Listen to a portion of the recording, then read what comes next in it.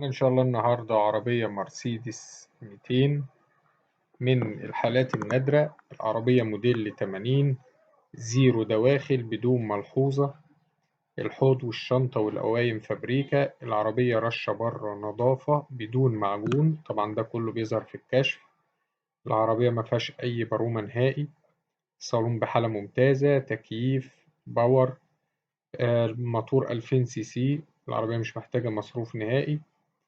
العربية مالك أول من الزيرو، مرور دهب. المعاينة هتكون في طنطا.